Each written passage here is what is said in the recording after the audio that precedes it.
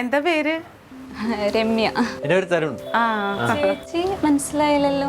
ഞാന് ഇവിടെ കനകന്റെ പെങ്ങള് പറഞ്ഞായിരുന്നു. തങ്കം. അമ്മാവനെ വിളിച്ചോ? അമ്മാവനില്ല. വിളിച്ചു ഉച്ചക്ക് വരുമെന്ന് പറയുന്നു. അപ്പം കണ്ടിട്ട് പോകുന്നുള്ളൂ. ശരി. എന്താ ചെയ്യുന്ന ചേച്ചി? ജോലി ചെയ്യുന്നുണ്ടോ?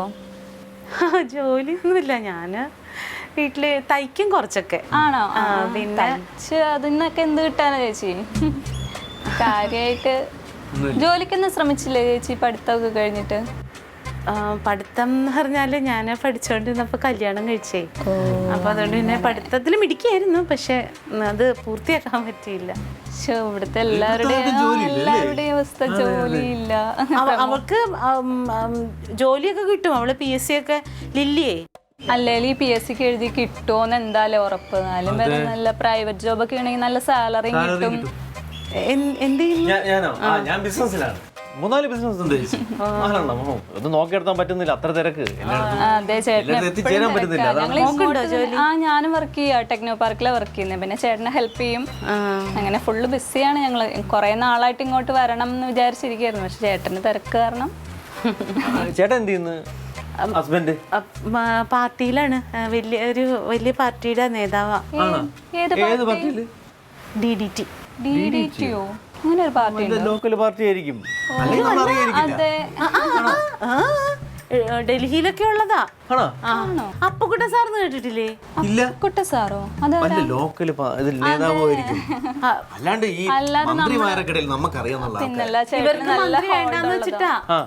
അവർക്ക് മന്ത്രിനെ കൊടുക്കാന്ന് പറഞ്ഞാൽ അവർക്ക് വേണ്ടാന്ന് വെച്ചിട്ട് അവർക്ക് അങ്ങനെ അഴിമതിനോട് താല്പര്യമില്ലാത്ത പാർട്ടി ആയതുകൊണ്ട് അങ്ങനെ. ചേച്ചി ഈ തയ്യലൊക്കെ വിട്ടിട്ട് നല്ല എന്തെങ്കിലും ജോലി നോക്ക്. വേറെ പിള്ളേരൊക്കെ ഉള്ളതല്ലേ, ഇങ്ങനെയാണ് കാര്യങ്ങൾ മുന്നോട്ട് പോകുന്നത്. ലില്ലി, നിന്റെ മറ്റേ PSC പരീക്ഷയുടെ എന്തായി? അന്ന് എഴുതിയത് അത് റാങ്ക് ലിസ്റ്റിലുണ്ട്. ജോലി കിട്ടും, റാങ്ക് ലിസ്റ്റിലുണ്ട്, വേഗം കിട്ടും. റാങ്ക് ലിസ്റ്റിൽ ഉണ്ടായിട്ട് കാര്യമില്ല. നമ്മൾ റെക്കമെൻഡ് ചെയ്യല്ലേ? അതെ അതെ, ലിസ്റ്റിൽ വന്നിട്ടൊന്നും ഇപ്പൊ ഒരു കാര്യമില്ല. പിന്നെ അത്രയും സമയം എടുക്കൂല. അല്ല, ഇതിന് മുമ്പ് 5-6 ലിസ്റ്റിലൊക്കെ ഉണ്ടായിരുന്നു. ഞാൻ പോവാൻ അതാ.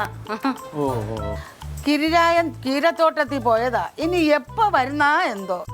സാധാരണ പോകുമ്പോ വൈകൂല്ലേ അമ്മ? അതാ. അത് സാരല്ല, നമ്മള് കണ്ടിട്ട് പോവാം. എന്തായാലും വെയിറ്റ് ചെയ്യാം, കുഴപ്പമില്ല. അങ്ങനെ മതി, കണ്ടിട്ട് പോയാ മതി. കുടിക്കും.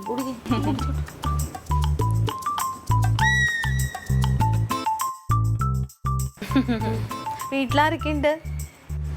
വീട്ടില് ഞങ്ങൾ രണ്ടുപേരും ഇപ്പൊ ഒറ്റയ്ക്കാ താമസം. അതെ, വലിയ വീടാണ്. വലിയ വീടെന്ന് പറഞ്ഞാല് ഒരു 3000 സ്ക്വയർ ഫീറ്റ് വരും. അതെ, പിന്നെ ലിഫ്റ്റ് ഒക്കെ ഉണ്ട്. മേളിലത്തെ നിലയിലോട്ട് പോകാനായിട്ട്. അതുകൊണ്ടല്ല, എളുപ്പത്തിന്.